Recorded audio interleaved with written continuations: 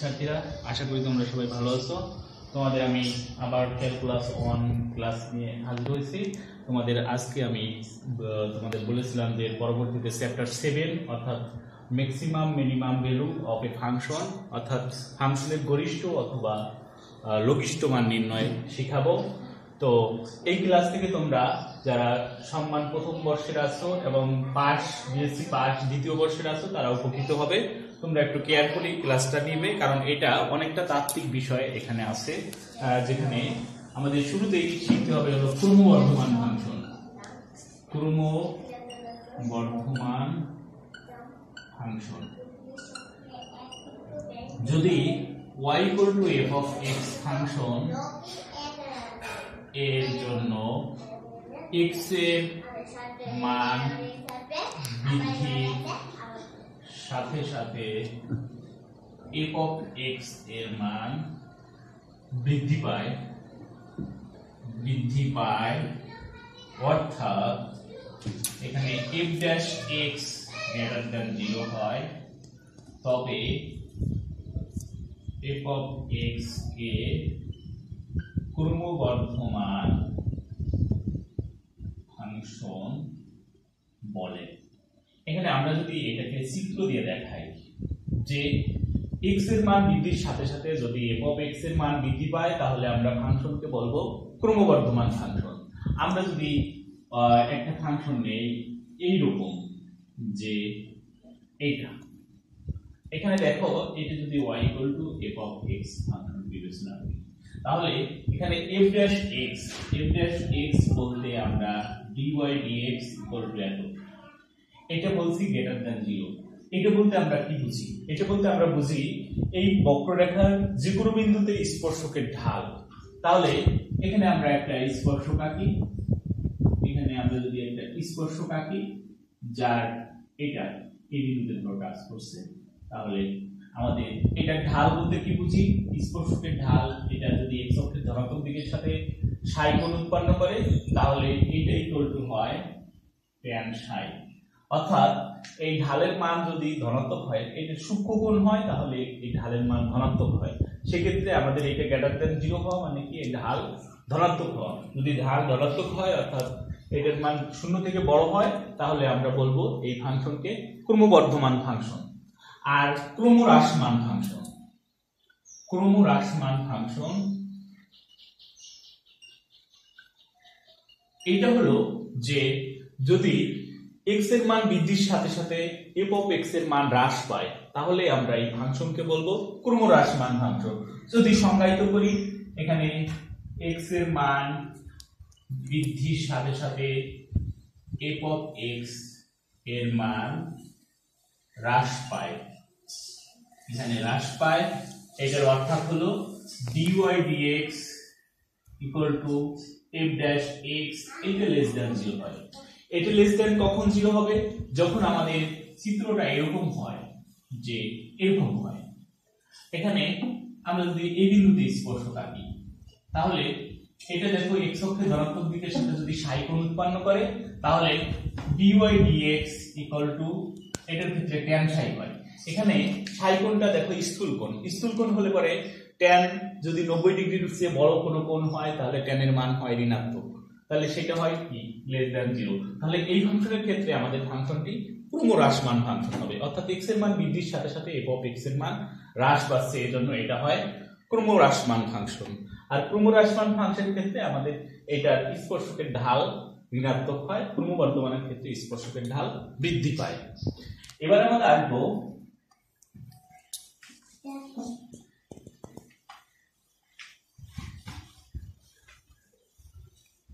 আসবো কোন বিন্দুতে ক্রমবর্ধমান ফাংশন। কোন বিন্দুতে ক্রমবর্ধমান মান বা ক্রমহ্রাসমান আমরা একটা function x equal to a বিন্দুতে ক্রমবর্ধমান হবে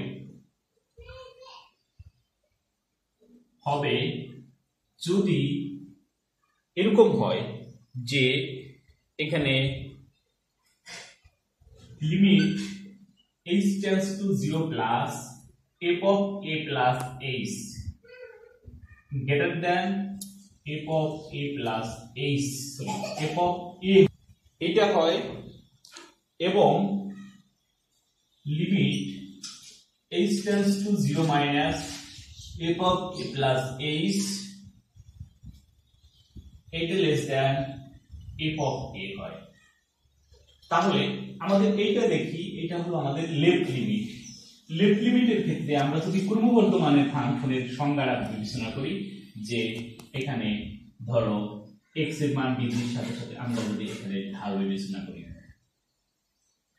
এখানে এই বিন্দুটার কথা চিন্তা করি, যে এখানে ধরো এই বিন্দুটা আছে x a, এই বিন্দু থেকে 0 প্লাস বলতে এই বিন্দু থেকে ডান দিকে এখানে x a plus h, অর্থাৎ এটা রাইট লিমিট, অর্থাৎ ডান দিকে a plus h, আর এটা হলো বাম দিকে যখন আমাদের 0 মাইনাস হয় তাহলে এর থেকে ছোট মানে বাম দিকে এটা হলো x a minus h।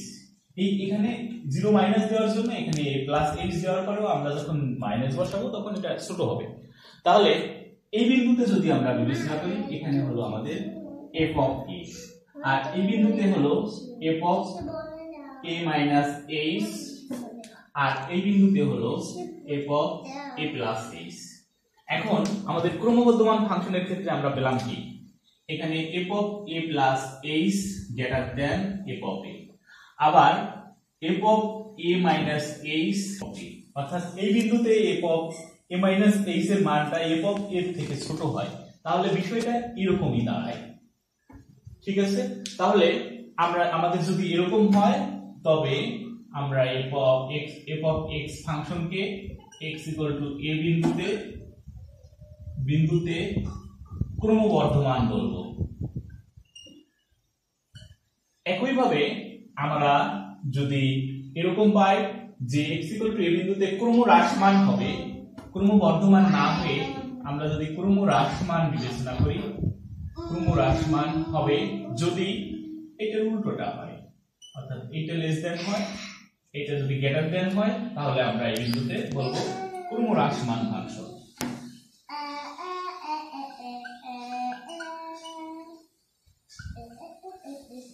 এটা কোন ব্যবধিতে ক্রমবর্ধমান ফাংশন এবং ক্রমহ্রাসমান ফাংশন। একটা ফাংশন এই ব্যবধিতে, এখানে b এত ব্যবধিতে ক্রমবর্ধমান হবে যদি একটা ফাংশন এত ব্যবধিতে ক্রমবর্ধমান হবে যদি আমাদের এই ব্যবধির সকল বিন্দুর জন্য, অর্থাৎ x belongs to, এটাকে এইভাবেও লেখা যায়, for all x belongs to a এর জন্য f dash x greater than 0 হয়। এইটা অর্থাৎ x এর সকল, এই ব্যবধির সকল মানের জন্য যদি f dash x greater than 0 হয়, তাহলে আমরা বলবো এই ব্যবধিতে ওই ফাংশনটি যদি এত হয় তবে উক্ত ব্যবধিতে f of x ফাংশনকে ক্রমবর্ধমান বলা হবে। আর যদি ওই ব্যবধিতে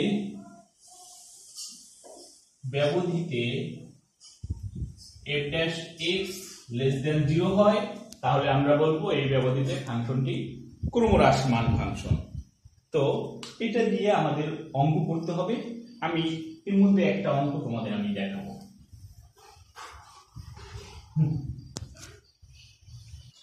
এই ব্যবধিতে এটা ফাংশনটি যে ব্যবধিতে বৃদ্ধি এবং হ্রাস পায় তা নির্ণয় করো। আমাদের উচ্চ মাধ্যমিক শ্রেণীতেও ডিফারেনশিয়াল ক্যালকুলাসে এই টাইপের প্রবলেম ছিল। তো আমরা যদি এটা সলিউশন করি, আমরা করব কি, প্রদত্ত ফাংশনটা তুলবো x³ - 6x² + 9x + 5। এইটা হলো আমাদের ফাংশন। এটিকে যদি আমরা x এর সাপেক্ষে একবার ডেরিভেটিভ করব, তাহলে এটা আসে 3x² - 12x + 9। এখান থেকে 3 কমন নেই, x² - 4x প্লাস 3 এরকম আসে, তাহলে এটাকে আমরা লিখতে পারি x minus 1 into x minus 3।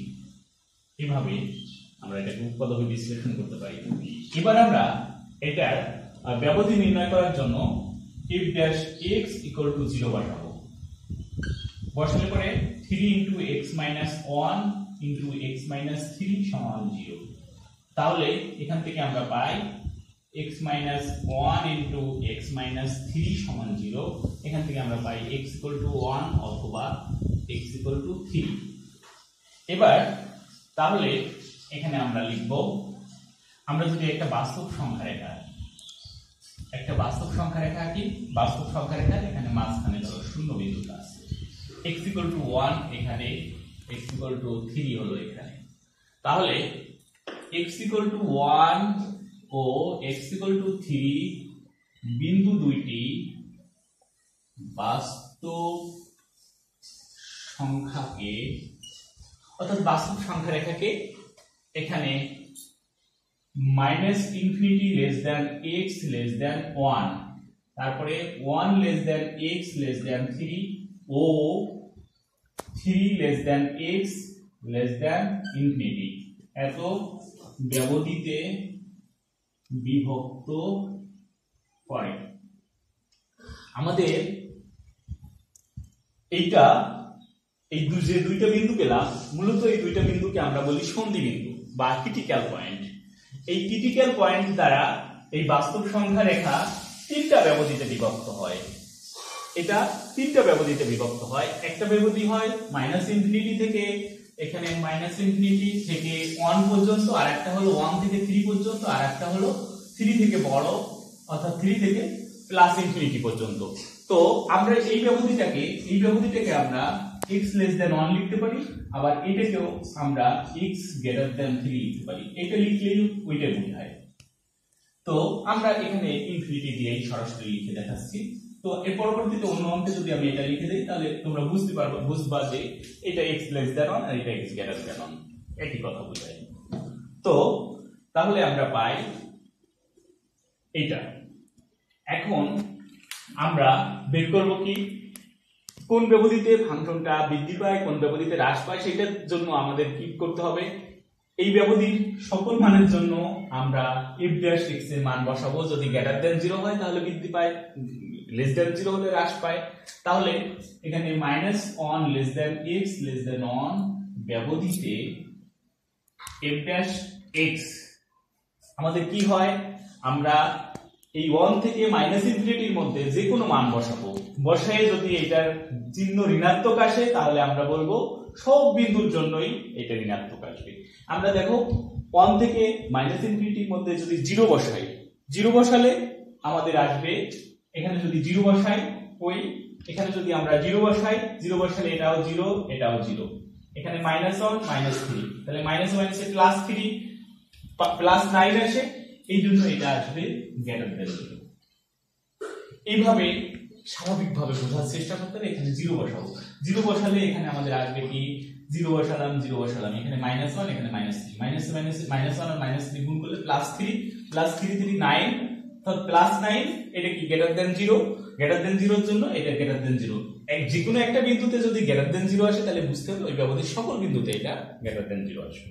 তাহলে আমরা পাই কি, অতএব -infinity less than x less than 1 ব্যবধিতে ফাংশনটি বৃদ্ধি পায়। আবার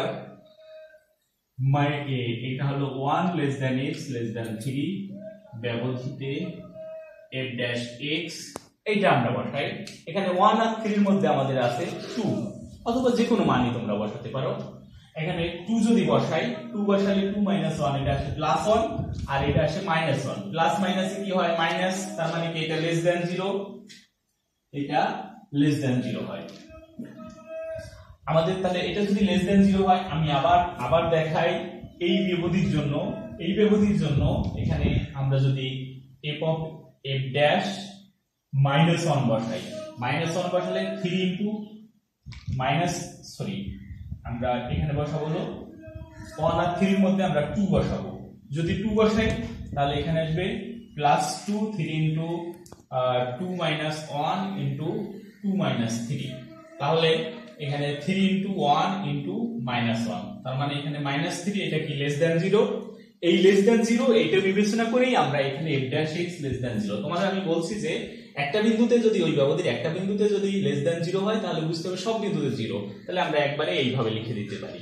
তো এটা তোমরা একটু পাশে রাখ করে নিতে পারো বোঝার সুবিধার্থে। তো তাহলে অতএব 1 less than x less than 3 ব্যবধিতে f of x function হ্রাস পায়।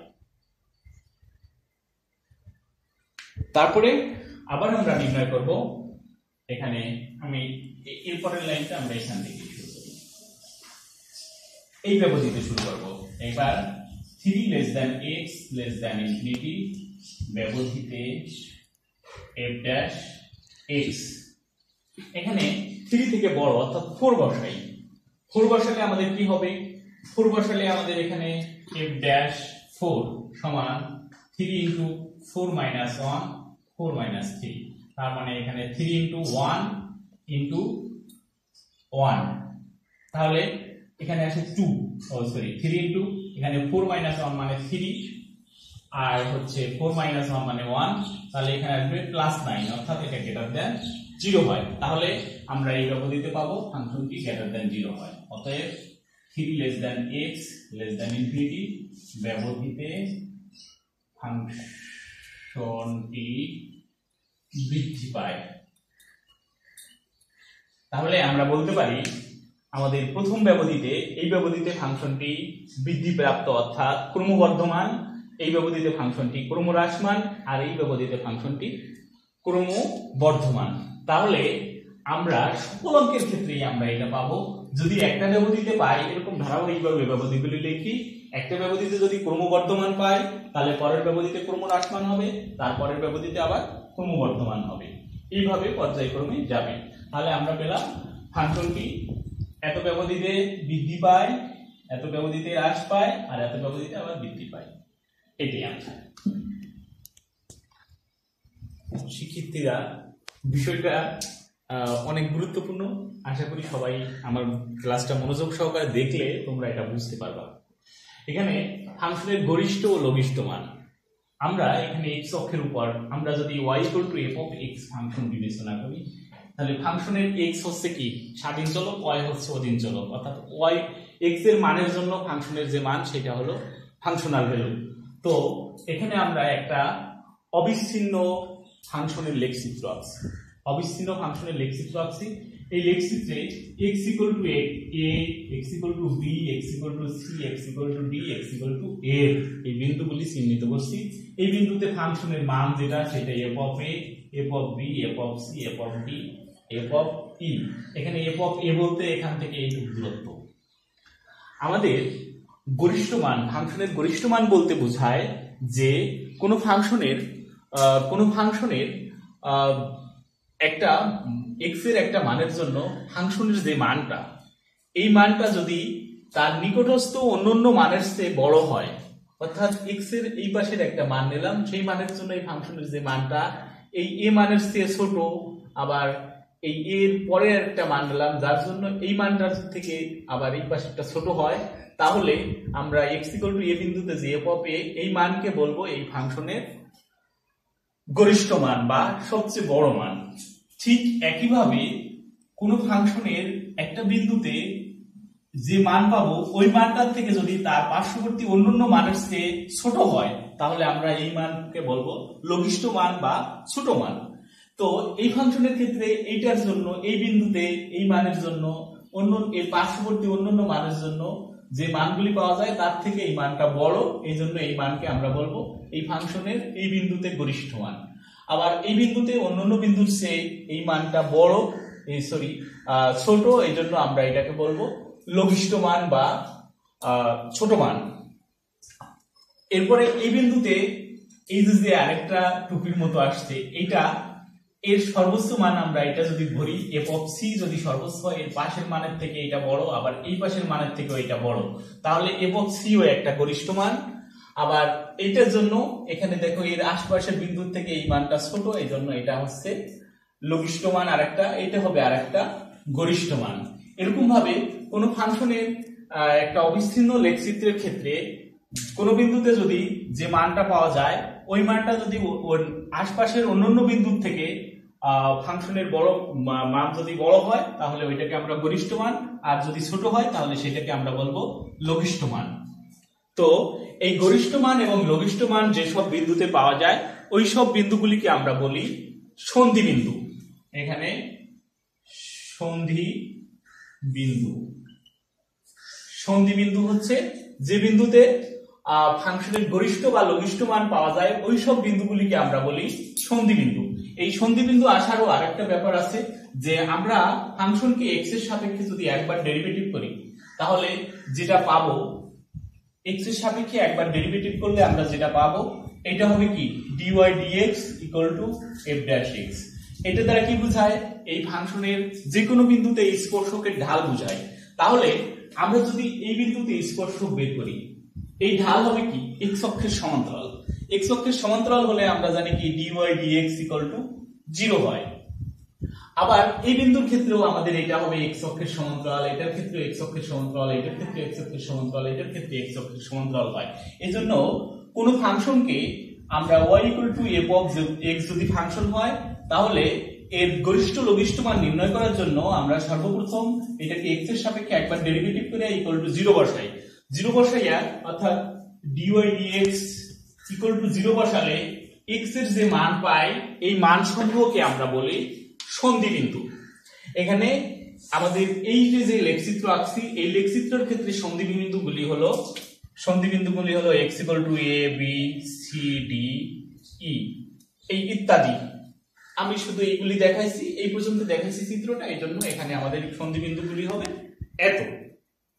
তো এই সন্ধি বিন্দুতে যে মান পাওয়া যায় সেই মানগুলি হয় গরিষ্ঠ মান হবে, না হলে লঘিষ্ঠ মান হবে। আমাদের এই গরিষ্ঠ এবং লঘিষ্ঠ মানকে একত্রে বলি চরম মান। চরম মান, গরিষ্ঠ মান এবং লঘিষ্ঠ মানগুলিকে একত্রে বলা হয় চরম মান, আর গরিষ্ঠ এবং লঘিষ্ঠ মানকে একত্রে বলা হয় চরম মান। এই গরিষ্ঠ এবং লঘিষ্ঠ মান দেখো একটা ফাংশনের ক্ষেত্রে আমরা গরিষ্ঠ মান কয়টা পেয়েছি? এখানে গরিষ্ঠ মান পেয়েছি একটা হলো f of a, f of c আর f অফ e, এই তিনটা গরিষ্ঠ মান পেয়েছি। এই তিনটা গরিষ্ঠ মানের ক্ষেত্রে কোন ফাংশনের গরিষ্ঠ মানগুলির মধ্যে সবচেয়ে বড় যে গরিষ্ঠ মান তাকে বলা হয় পরম গরিষ্ঠ মান। এখানে পরম গরিষ্ঠ মান কত? f of e। সবচেয়ে গরিষ্ঠ মানগুলির মধ্যে সবচেয়ে বড়টা হচ্ছে পরম গরিষ্ঠ মান, এখানে f অফ e। আর পরম লঘিষ্ঠ মান এটা হবে হলো এর মধ্যে লঘিষ্ঠ মানগুলি আছে কি কি? f অফ b এবং f of d। f of b এবং f অফ d এর মধ্যে সবচেয়ে ছোট কোনটি? f of b। এইটাকে বলা হয় পরম লঘিষ্ঠ মান। আর গরিষ্ঠ মানগুলির মধ্যে পরম গরিষ্ঠ মান ব্যতীত অন্যান্য যে মানগুলি আছে ওই মানগুলিকে বলা হয় আপেক্ষিক গরিষ্ঠ মান অথবা আপেক্ষিক গরিষ্ঠ মান। এটাকে বলা হয় আপেক্ষিক গরিষ্ঠ মান বা আপেক্ষিক লঘিষ্ঠ মান বা স্থানীয় গরিষ্ঠ মান বা স্থানীয় লঘিষ্ঠ মান। অর্থাৎ এই গরিষ্ঠ মানগুলি এটাকে বলা হয় আপেক্ষিক গরিষ্ঠ মান। এখানে আমাদের যে এই পরম গরিষ্ঠ মান হলো f অফ e, তাহলে আপেক্ষিক গরিষ্ঠ মান হবে f of a, f of c। আর আপেক্ষিক লঘিষ্ঠ মান হবে এখানে এটা ছিল f অফ b ছিল পরম লঘিষ্ঠ মান, আর f অফ d ছিল আরেকটা লঘিষ্ঠ মান, তাহলে f অফ d হবে পরম লঘিষ্ঠ মান। এটা হলো। এবার আমরা দেখো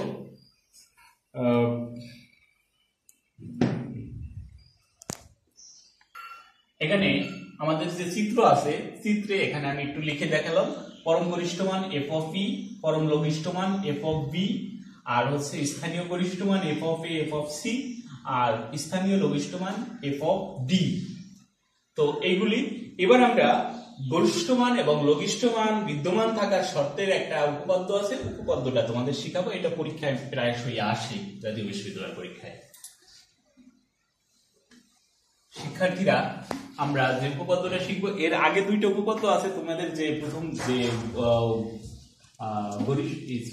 ক্রমবর্ধমান এবং ক্রমহ্রাসমানের দুইটা উপপাদ্য আছে, ওই দুইটা উপপাদ্য তোমরা বই থেকে দেখো, না বুঝলে আমি বুঝাই দেওয়ার চেষ্টা করব। এখানে 3 নম্বর উপপাদ্য হলো গরিষ্ঠ মান বা লঘিষ্ঠ মান বিদ্যমান থাকার প্রয়োজনীয় শর্ত বর্ণনা ও প্রমাণ। এখানে বর্ণনা হচ্ছে অন্তরীকরণযোগ্য কোনো ফাংশনের ক্ষেত্রে কোন বিন্দুতে গরিষ্ঠ মান বা লঘিষ্ঠ মান বিদ্যমান থাকার প্রয়োজনীয় শর্ত হলো ওই বিন্দুতে dy dx 0। যদি বিন্দুটি x a হয় তাহলে f'(a) 0। অর্থাৎ আমরা গরিষ্ঠ লঘিষ্ঠ মান থাকার বিদ্যমান থাকার শর্ত যেটা আমরা আগে দেখে আসছি, যে এরকম যদি একটা ফাংশন হয়, এই বিন্দুতে স্পর্শকের ঢাল x অক্ষের সমান্তরাল হলে dy dx 0 হয়, অর্থাৎ এই বিন্দুতে dy dx 0 হবে। এখানে তাহলে এই বিন্দুটা যদি x a হয়, তাহলে আমাদের এই ফাংশনটা যদি y f of x হয়, তাহলে এখানে f'(a) 0 হবে। এইটা আমি মূলত তোমাদের মূল যে বিষয়টা সেই আগের চিত্রের মাধ্যমে দেখাইছি। এখন সেটারই আমরা একটু তাত্ত্বিক প্রমাণ দেখব। তো প্রমাণ করার জন্য আমরা এবার এখানে তোমাদের ওই যে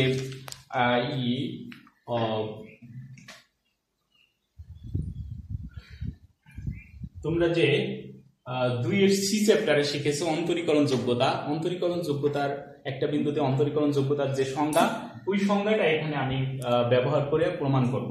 তোমরা একটু মনোযোগ সহকারে দেখো। এখানে প্রমাণ x a বিন্দুতে f of x ফাংশনের গরিষ্ঠ মান বিদ্যমান থাকলে f of a plus h minus f of a less than or equal 0 হবে যখন h less than 0 অথবা h greater than 0 হয়। আমরা যদি এটাকে চিত্রের মাধ্যমে উপস্থাপন করার চেষ্টা করি, তাহলে দেখো গরিষ্ঠ মান থাকার বিদ্যমানতার শর্ত। এখানে আমাদের গরিষ্ঠ মান হলো এই বিন্দুতে, এটা হলো x a বিন্দু। তাহলে এই পাশে হবে আমাদের x a plus h, এই পাশে হবে x a minus h। এখানে a minus h বলতে h less than 0 হলে h tends to 0 minus হয়, তখন আমরা f of a plus h আকারে প্রকাশ করতে পারি। তাহলে আমাদের এই ক্ষেত্রে f of a এর মানটা অবশ্যই এই পাশের মানের চেয়ে এই পাশের মানের থেকে, অর্থাৎ এখানে f of a plus h এর থেকে এটা বড় হবে। এটা বড় হওয়ার জন্য f of a plus h minus f of a এটা less than or equal 0। ঠিক আছে, এই জন্য এটা এইভাবে বলা হয়েছে। তো আমাদের প্রথম আমরা যেটা দিয়ে প্রমাণ করব সেটা হলো যে শর্ত h less than 0 হলে, এখানে h less than 0 হলে এখানে f of a plus h minus f of a less than or equal 0, which implies এখানে h এর মান 0 থেকে ছোট। আমরা যদি f of a plus h minus f of a ভাগ h নেই, যেহেতু h এর মান 0 থেকে ছোট, এই জন্য আমাদের limit h tends to 0 minus এটা হবে greater than or equal 0। আমরা যদি এখানে h দিয়ে ভাগ করি, h যেহেতু 0 থেকে ছোট, 0 থেকে কোনো ছোট সংখ্যা অর্থাৎ ঋণাত্মক সংখ্যা দিয়ে যদি এটাকে ভাগ করি বা গুণ করি, তাহলে অসমতার চিহ্ন ঘুরে যায়। তো ঘুরে গেলে পরে আমরা এটাকে লিখতে পারি কি l f dash a greater than or equal 0। এটাকে আমরা লিখতে পারি l f dash a greater than or equal 0। আবার h greater than 0 হলে এখানে f of a plus h minus f of a এটা হবে লেস দেন অর ইকুয়াল 0 আছে, আমরা এখানে লিখব f a plus h minus f of a ভাগ h। যেহেতু আমাদের h শূন্য থেকে বড় অর্থাৎ ধনাত্মক, এজন্য এটাতে ভাগ করলে ইনফিনিটি আর ঘুরে না। তো এবার আমরা লিমিট নেই, limit h tends to 0 plus f of a plus h minus f of a divided by h less than or equal 0। তাহলে এটা ইকুয়াল টু আমরা লিখতে পারি r f dash a less than or equal 0। আমাদের এক নম্বরে ছিল এটা, দুই নম্বরে এটা। এটার মান শূন্য থেকে বড় বা সমান, আর এটা আছে শূন্য থেকে ছোট বা সমান। তাহলে দুইটাকে যদি আমরা একত্রিত করি, 1 এবং 2 ইমপ্লাই করে f dash a equal to 0 হবে। তাহলে x equal to a বিন্দুতে ফাংশনের গরিষ্ঠ মান বিদ্যমান থাকার শর্ত হবে কি f dash a equal to 0। এটা হলো। তো একই রকম ভাবে আমরা পাবো x equal to a বিন্দুতে ফাংশনটি এখানে লিখব লঘিষ্ঠ মান, আর লঘিষ্ঠ মান বিদ্যমান থাকলে এটা হবে গ্রেটার দ্যান অর ইকুয়াল 0। লঘিষ্ঠ মান বিদ্যমান থাকলে এটা হবে গ্রেটার দ্যান অর ইকুয়াল 0।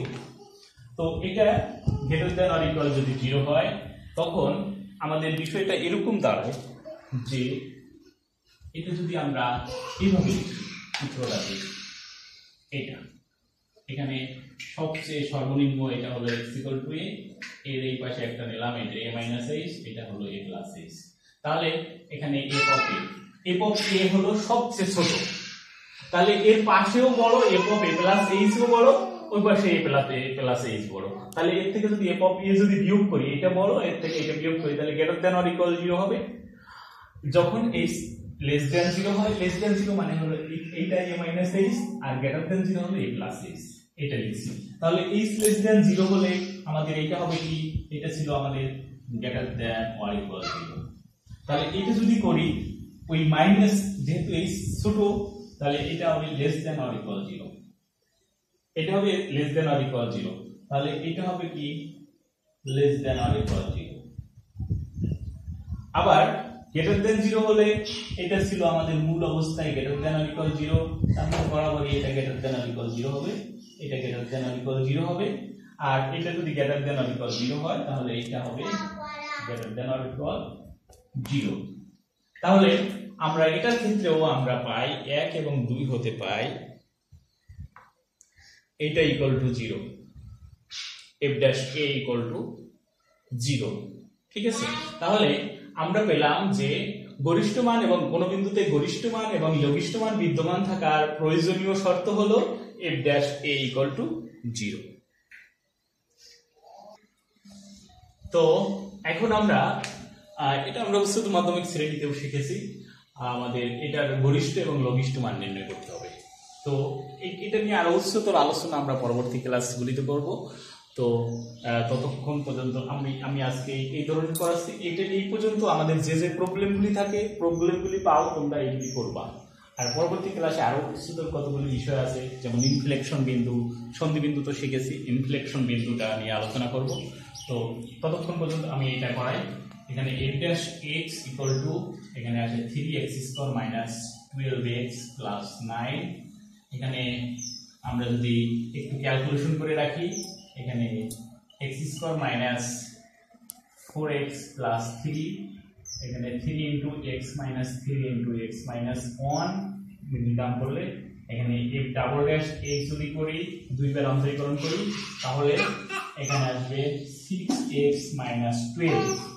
আমাদের লঘিষ্ঠ এবং গরিষ্ঠ মান নির্ণয় করার জন্য একটা অ্যালগরিদম হলো, এখানে প্রথম হলো f dash x নির্ণয় করে 0 বসাবো, এর থেকে x এর কতগুলি মান বের করব, এই মানগুলিকে আমরা বলি সন্ধি বিন্দু। আর f double dash x এর সাথে বের করব, বের করে আমরা এই x এর যে মানগুলি পাবো, এই মানের জন্য f dash x এর মান বের করব, বের করে যদি গ্রেটার দ্যান 0 হয় তাহলে বলবো লঘিষ্ঠ মান, আর যদি double dash x less than 0 হয় তাহলে পাবো গরিষ্ঠ মান। এবং সেইভাবে আমরা মানগুলি নির্ণয় করব।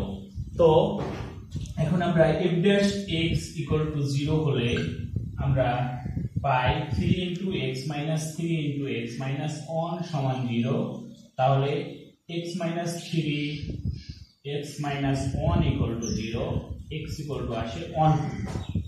তো এবার x equal to 1 বিন্দুতে, তাহলে এই 1 2 বিন্দু কিন্তু আমাদের সন্ধি বিন্দু বা ক্রিটিক্যাল পয়েন্ট এখানে। তাহলে x equal to 1 বিন্দুতে f double dash 1 equal to কত হয়, এখানে 1 6 minus 12 সমান minus 6 less than 0। অতএব x equal to 1 বিন্দুতে গরিষ্ঠ মান বিদ্যমান। এবার গরিষ্ঠ মান বিদ্যমান পেলাম, এখন আমরা গরিষ্ঠ মান নির্ণয় করব। গরিষ্ঠ মান মানে হচ্ছে f of 1, অর্থাৎ এই ফাংশনে আমরা 1 বসাবো, 1 বসায় যে মান পাবো সেই মানটাই হচ্ছে আমাদের গরিষ্ঠ মান। এখানে 1 cube minus 6 into 1 square plus 9 into 1 minus 5, এখানে 1 minus 6 plus 9 minus 5 সমান 10 minus 6 5 11। এখানে যদি 1 বসায় 6 6 5 11 আর হচ্ছে 10, তাহলে এখানে আসলে হলো -1।